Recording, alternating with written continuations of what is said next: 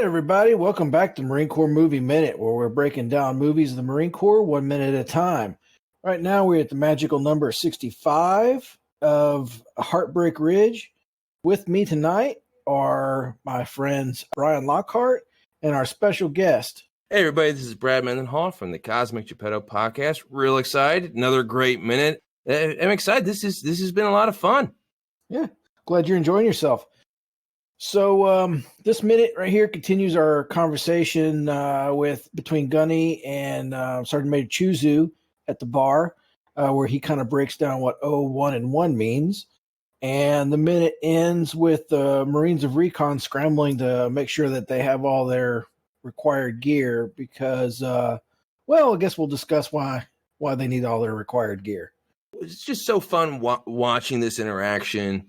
Just a lot of neat little things. The conversation between Highway and Choozoo, and we talked a lot about it yesterday, but you almost see like the relief on Choozoo's face because he doesn't talk to anybody like he talks to Gunny, because everyone else, I think he's playing them. He's telling them what they need to hear and moving them in the right direction.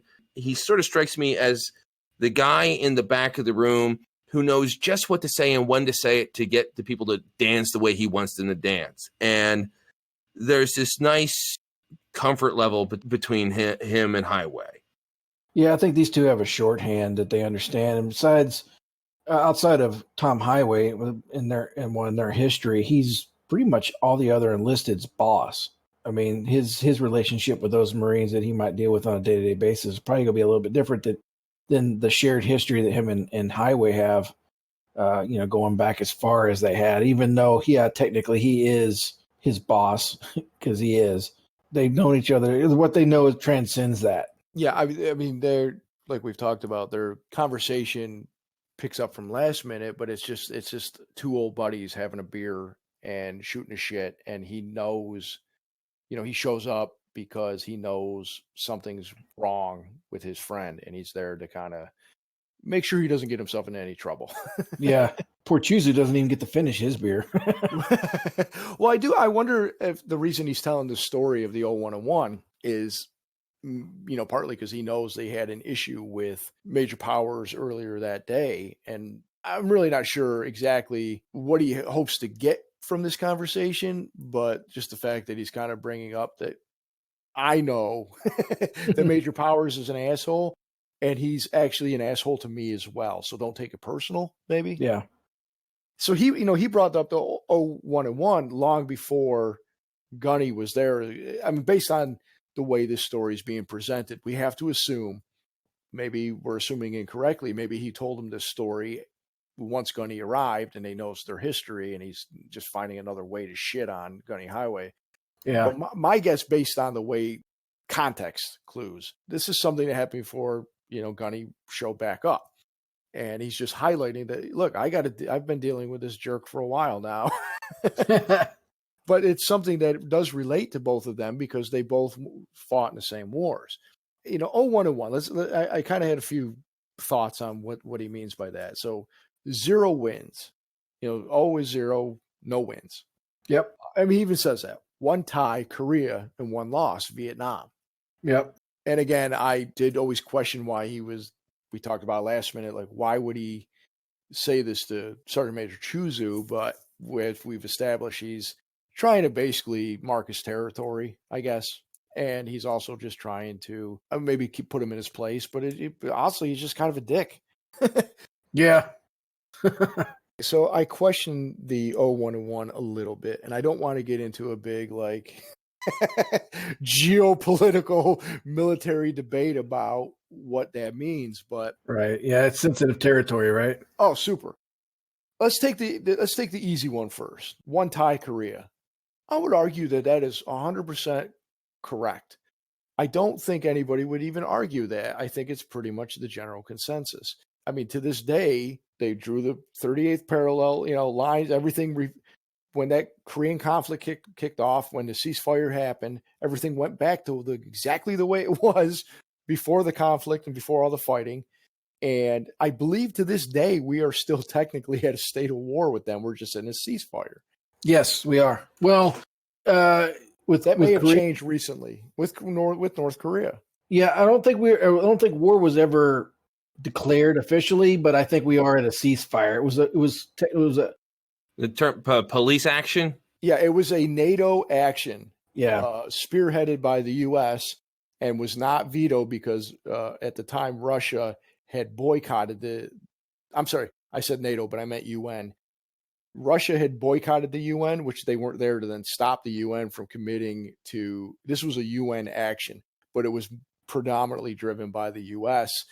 with South Korean help, and I'm sure other UN and NATO factions, not factions, but countries were involved. But again, this was spearheaded by the U.S.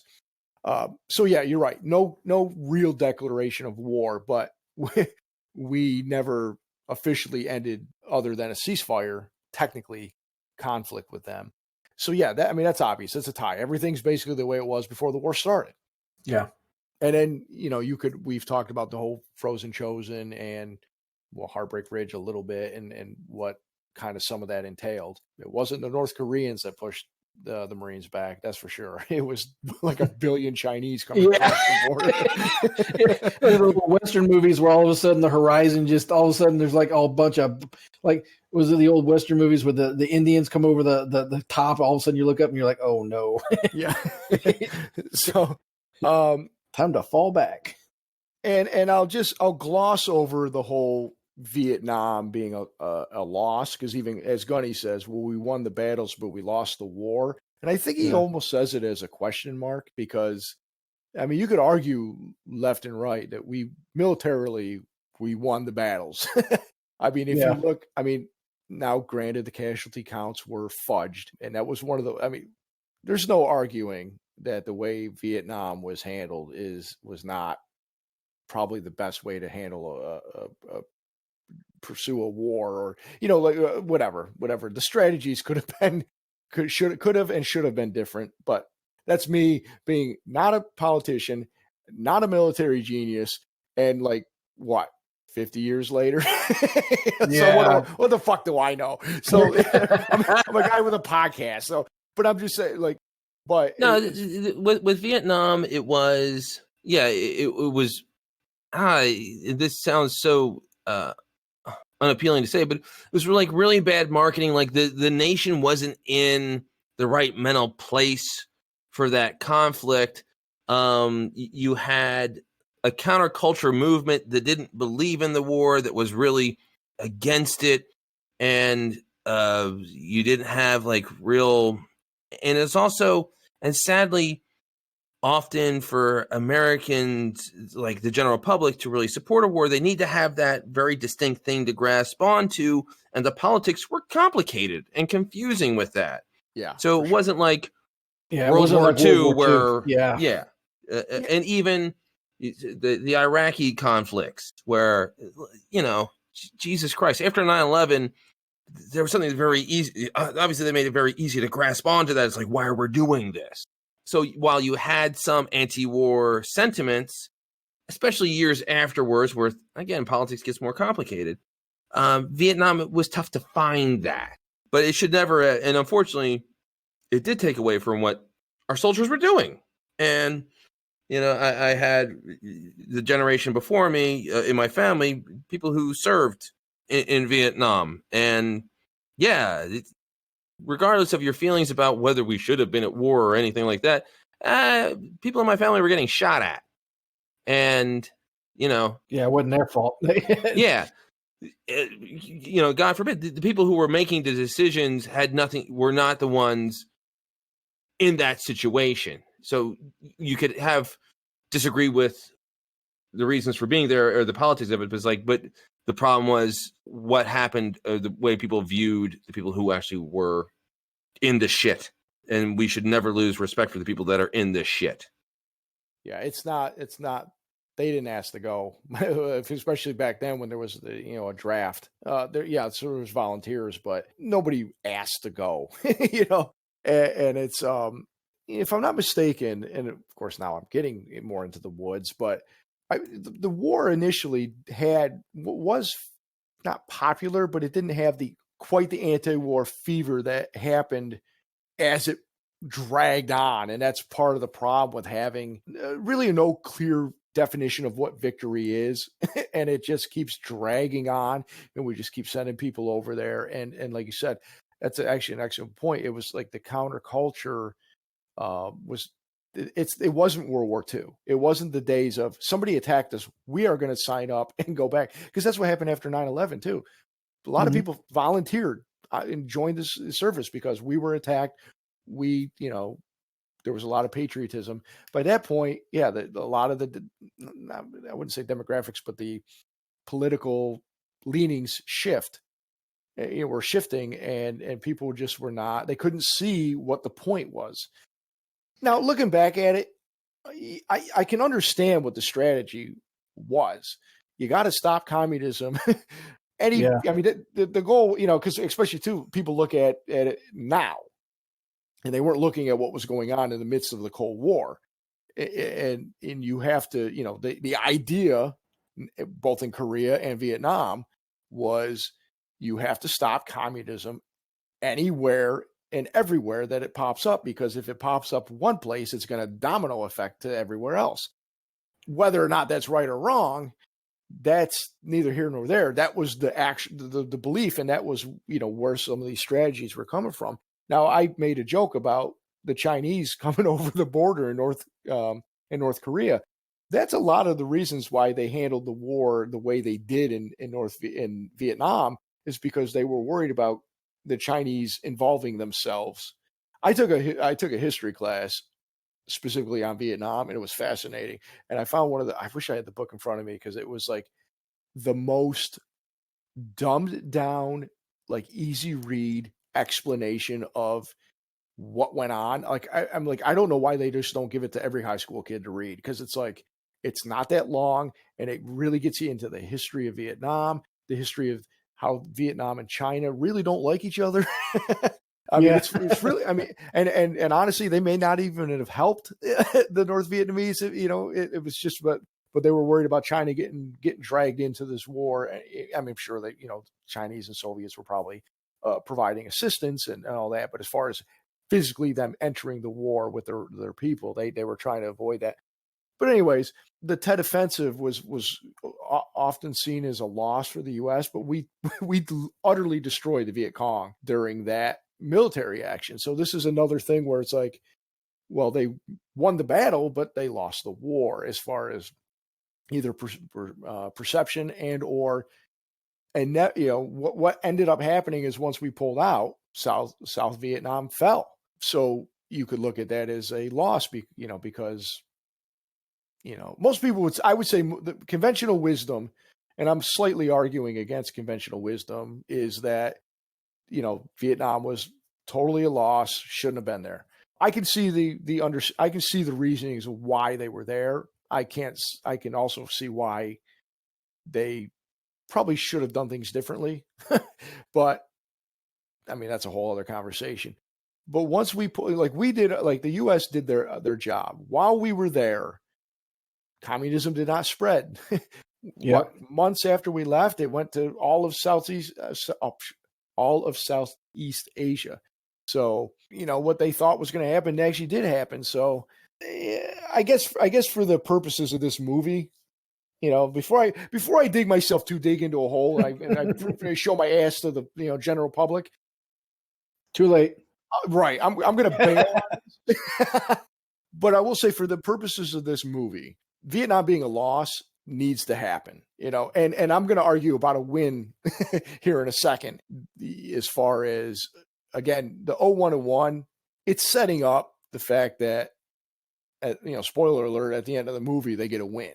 Gunny gets his win before he retires. But previously, we talked about Choozoo when he introduces Gunny Highway to major powers. He's Gunny Highway's hype man. He goes down his list of all his actions he's been in. And one of them was Dominican 65. And at the time, Perry and I looked that up. I didn't know what that was. And there was some military action, Marines and airborne. They went into Dominican Republic in 65 to basically install a provisional government. I mean, either reinstall, or there was political turmoil. Johnson sent in the Marines and the Airborne to get things back, on track. All right. So that was called Operation Power Pack. And actually, Operation Power Pack it wasn't just the Marines. They sent in a bunch of teenage or little kids, superheroes that their parents didn't know they were superheroes, and they went in to help. No, nobody. Okay. What the fuck are you doing, man? This bourbon's really good. What? Hey, look, man, they all can't be winners. All right. It's Operation Power Pack was the name of that thing. Basically, long story Oh, short. geez. Okay. Yeah. Power Ranger and just No, Power Pack. Wheezy Simonson wrote it. Thank you for the Power Kids. Oh, yes. Are you? It was a comic book from the 80s. Yeah. What? Yeah. You didn't know that? No. Man. Reed and Sue Richards' son joined them for a little while. Oh. Fucking comic book bullshit. Shut up. Coming from a pretty big comic book fan, but I never was a big Fantastic Four. Yeah, you said Reed and Sue Richards. I was like, ugh. All right, I say never mind my joke. I'll get back to some serious stuff. No, man. No, sorry, Billy. That wasn't a joke. It was a failed. Hey, I'm really showing my ass tonight. Not only is my jokes bombing, but I'm also, talking politics like I know what I'm talking about. I just go back to doing my Sam Kinison impression. And that's what I'm talking about Vietnam. I was. Well, that's the popular opinion what went on there, but I was there. I tell you what.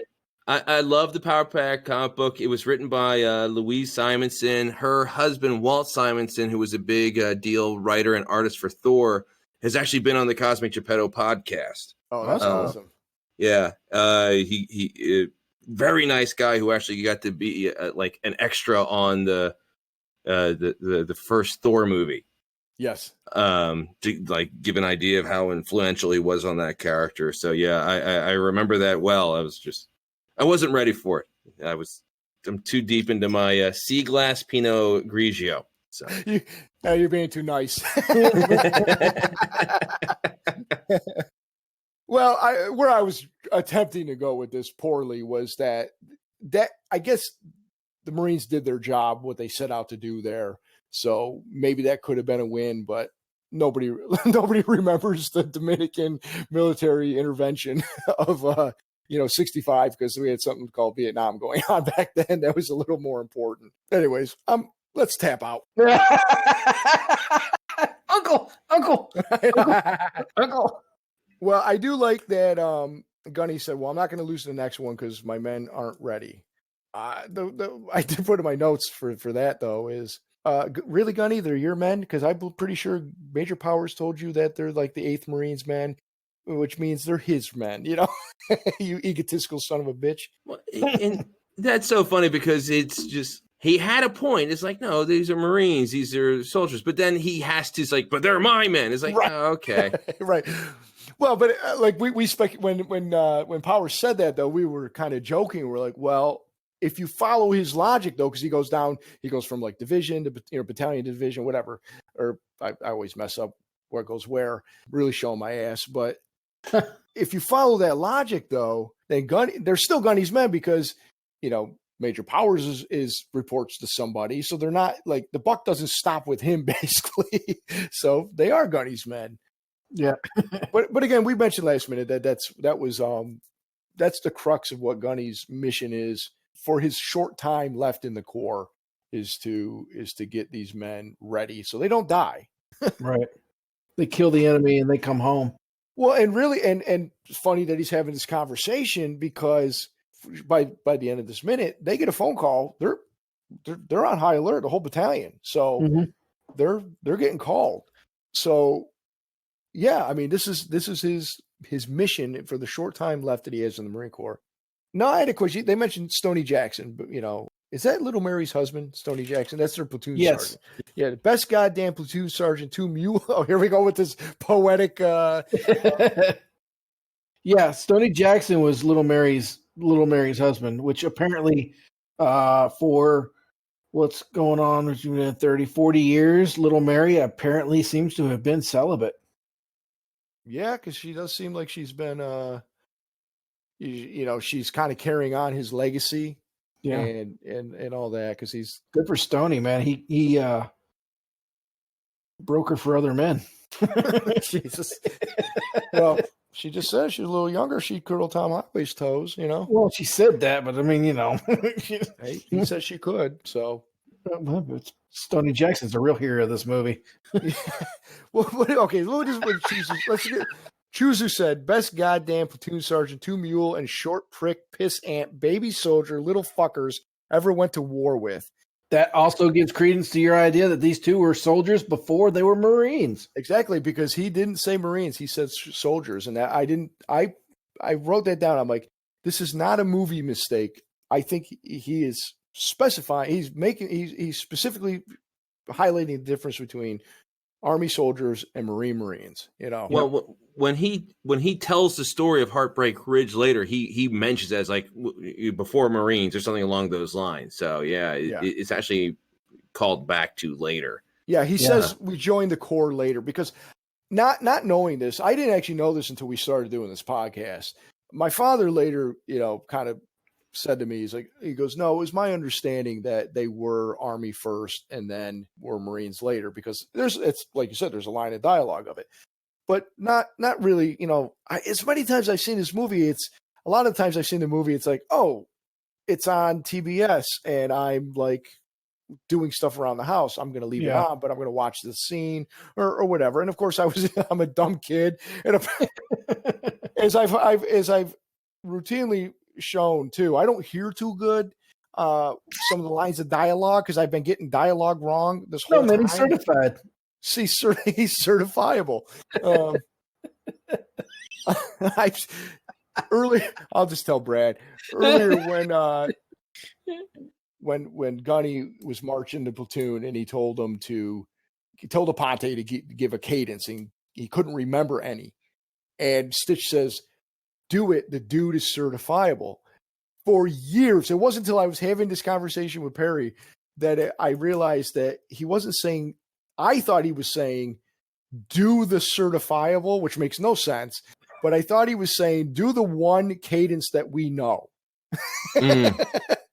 Because I misheard it. And I also sing wrong lyrics too when I sing songs. So, and I was like, are you kidding me? Perry said something and it clicked. And I went, you got to be shitting me. And even later, I kept saying it wrong because I've just had it so ingrained in my head that.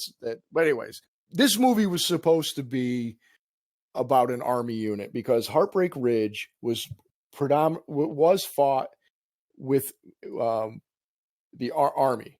In fact, when this movie came out, there were I found some articles from '86, or there were some people in the Army that were upset that this was basically stolen valor, that they were giving credit to the Marine Corps for something the Army did. That line of dialogue was likely thrown in there, but the movie was originally supposed to be Tom Highway. They were Army Rangers, right? Yeah, that was the original. Yeah. Well, because that's the and we'll get into this too. I have a buddy that was attached to a Ranger unit or an airborne unit, and he used to joke that this movie is a whole bunch of stolen valor because everything that like Stitch Jones does in Grenada was actually done by Rangers or airborne in real life. So not only was Heartbreak Ridge, an Army conflict, but the stuff that is portrayed in Grenada was predominantly, done by the Rangers. But again, this movie was taken to the Army and they said, nah, we're not doing this movie. And the Marines said, we'll do it. until they heard all the language and they said, oh yeah, maybe we're going to distance ourselves from this movie for a little while. Meanwhile, right. The Marines, this movie here is pretty tame by Marine standards. Yeah. Well, I do think it's funny though, that basically, so last minute Choozoo's talking about their meat cleaver pricks, but now they're short pricks. So he's all over the place with this. Well, you could be, you can still be a meat cleaver, and just small, just a really small, girthy, girthy. Well, maybe he's saying Well, link. maybe it's not the size, it's how you use it. Yeah, exactly. Well, so he says Heartbreak Ridge, which I've never heard of that school. That must be a tough school. I don't know. Little Mary pops up. Your CO called, and actually while they're having this conversation, you hear the phone ring. So it's a little, something there. Kind of like the band while they're in the office. Yeah, exactly. Background music. You're like, oh. It's kind of like the profile dropping his magazine and fucking with his weapon for like 2 minutes prior to him actually misfiring his weapon. So there's some continuity. As many continuity mistakes as we've found, there's actually a lot of continuity with what's, they're setting things up. So Little Mary says, your CO called, battalion just went on full alert, and they take off. They Major Powers, that shit dick called while they were at the bar. That man is the fun police. Do you think Major Powers called them himself? Like, hey, it's a CO? Well, no. I would like to hear his office. I want to see how that went. Yeah. No, I picture Major Powers calling. I want to be, yes, hello, this is Major Powers. Can I speak to Tom Highway, please? Yeah. Can Tom come out to play? Right, yeah. That's exactly what I was thinking of. Yeah, hey man, I'm sorry. Were you asleep? Yeah, okay. Well, hey, why don't you get your fucking ass up and go to work? Yeah, he was probably nice to Little Mary, ma'am. Yes. But there's the Swede, the back of the barracks, just getting all this shit together. Yeah. Well, right before they leave, and Little Mary stands there and she says, she's got a concerned look on her face, and she's like, says, God bless. I mentioned previously about Jill Hollier, and that was like Clint Eastwood's musical protege, and she's got 3 songs in this movie, and I can't identify the song. It plays so faintly in the background, but I hear the end of it, and it makes me think that it's because the way the music swells at the end, that it's How That's Much I hard. Care. It's yeah. No, I know it's definitely one of hers, but I think it's the movie. I think it's the song How Much I Care, but I can't confirm because they never really. It's too low to like use your phone to kind of pick out the song. Oh yeah, and there's no. I can't. No way to Shazam it. Yeah, exactly. So it's just another. Every time we're in this bar, we hear a Jill Hollier song, and that's. Clint Eastwood wrote these songs for her. He composed them. So I just thought that was interesting. And I had read previously that she was like a protege of his. Okay. Yeah. Well, and we were talking a little bit in the green room. Clint Eastwood is a musician. His son, not the actor, but he has a son who's like a touring jazz musician. And he selects such good music for his movies. A lifetime ago, when I was in college, the first play I directed was a Tennessee Williams show called Long Goodbye, and there was like a big emotional scene at the end of it, and we actually selected an original song from a Clint Eastwood movie, A Perfect World. Oh yeah, Eastwood was in with Kevin Costner, and there's a song by Lenny Nyhouse, who does a lot of music for Eastwood, called Big Fran's Baby. And it's a brilliant song, and we used it. And my understanding is like Eastwood not only like selected the guy to do the soundtrack, but actually also contributed to the music. And it's funny because you don't think of Clint Eastwood as a musician, but he's actually an accomplished musician and with great taste in music as well. And a lot of the music in this movie is really good. We'll push aside Mario Van Peebles' performances. That man had never held a guitar before he did this movie. That's correct. He lied to Clint Eastwood, said he could play guitar, and took like 2 quick lessons real quick. But he wrote all the songs that he sings, which I don't know what that means, but we haven't had a chance to talk with Mario. I hope maybe we can do it a little bit in the next minute, because I find him fascinating. Oh yeah, he's amazing in this movie, and yeah, he does feature a little more prominently next minute. But yeah, just really great music, and helps set the scene. And Clint Eastwood is so good at putting together mood, the lighting, the setups, and the music especially. He's definitely a director who takes that into consideration, and it does so much for these little moments, because this is a very tense, sad moment. Although I do get a kick out of this. It just shows how much of a product of his time it is, because the reason she gets to call at the bar because they have to find Highway. So they're going to call the bar because this is way before pagers and cell phones or anything like that. It's like, well, we got to find people. So they probably all right, these are the bars where the Marines hang out, and let's hope we can get them. Perry and I used to, we served together, and we each did this special duty, and it was we worked really weird hours. We went in at like 2 or 3 in the morning, and then we got off at 11:30. Oh yeah, yeah. The message traffic thing. Yeah. It was, and I don't know why we were supporting it, but he did it first, and then I did it afterwards. Well, at the time, it was actually a pretty sweet deal. Yeah, it was cool. And then you got the rest of the day. We both actually got the same part-time job after work too. Yeah. It was pretty good. But to kind of relate it back to this story and about, this is the 90s and all that, and I didn't have a cell phone. I didn't have a pager, none of that. But I used to go out of town most weekends to go visit my then girlfriend in Chapel Hill. And that was about 2.5, 3 hours away. And, there's no just shooting back the base. I got a call. It was a Saturday night. It was like 1, 2 in the morning, 3 in the morning, whatever. I was already in bed. She had an answer machine, but one of my staff sergeants called. And he's left a message. He's like, I know you're here. I know you can hear me. And now I will admit, I heard that message. I was not getting out of bed. And I believe at the time my girlfriend was like, yeah, no, you don't need to, what are they calling you at this time for? They wanted me to come back and do, come into some bullshit work on the weekend. I don't remember what the situation was, but they called Perry, and Perry covered for me. And I talked to him after the fact, and he's like, "That's all right, brother. I got you. It's no big deal." and but I never heard anything. What are you talking about? What message? I left a message. What do you mean? What message? I never got a call. And, I don't know. And he said to us, "Oh, I know what you guys are doing. I know." And then, of course, Perry really didn't know, but I think he called me too and left I either talked to him or left a message. And I think they called me. I think they called me if I knew where you were at. Yeah, and then so he called and left me a message too, and because I'm like I'm not getting off. Yeah. And Monday they were like, I know you guys are playing a bunch of this Lance Corporal don't know bullshit. Well, I don't know. What does Lance Corporal don't know? You tell me. Right.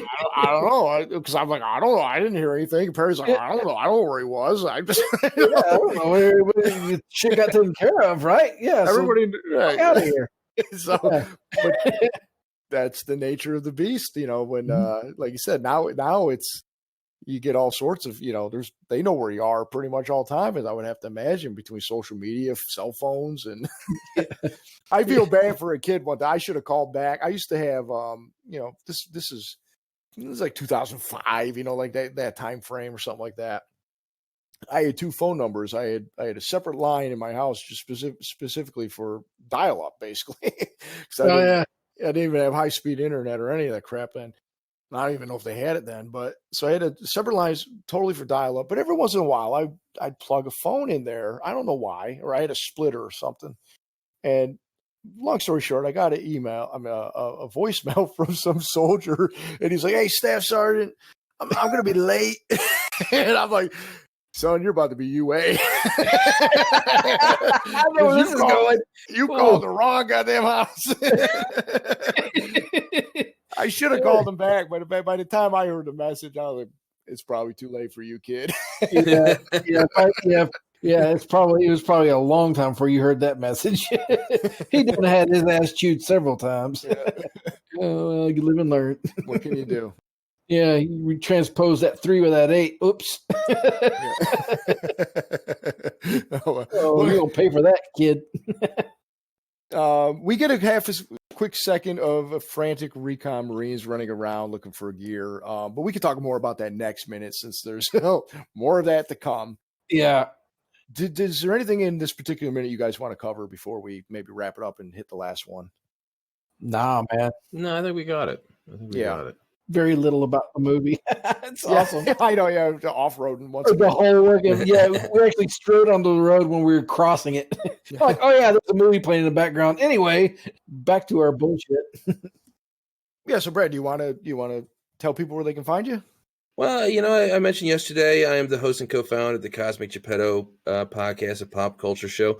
I've also delved into the world of Minute by Minute. I was a co-host of A Minute of Darkness, where we talked about the Bruce Campbell film Army of Darkness, and I did the same for...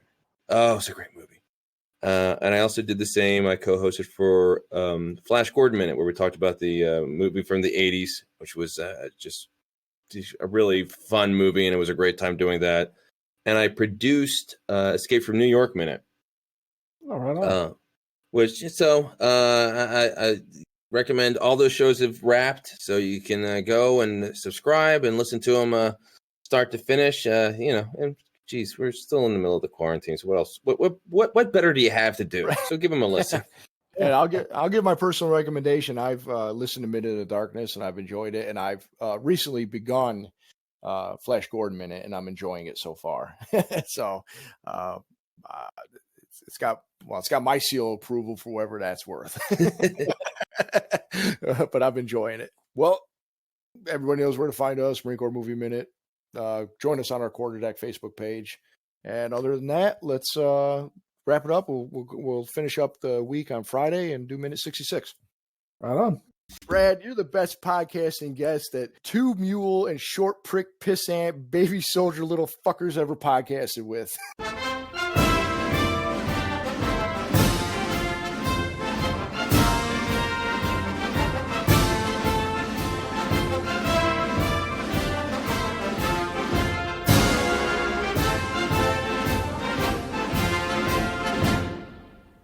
Oh, man, that was a tough one.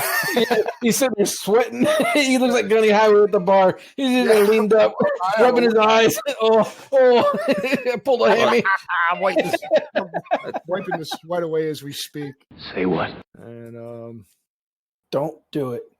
Don't do what? All right, give it a shot. Perry, you're the best goddamn platoon sergeant. Well, no, actually, I got one. There we go. It never fails. I'm going with something. Okay, go ahead. You know, Brad, you're the best. Sorry, Brad, you're the best. Brad, you're the best podcasting guest. Two mute. So fuck, I got it. I just can't get it out. Let me try one more time.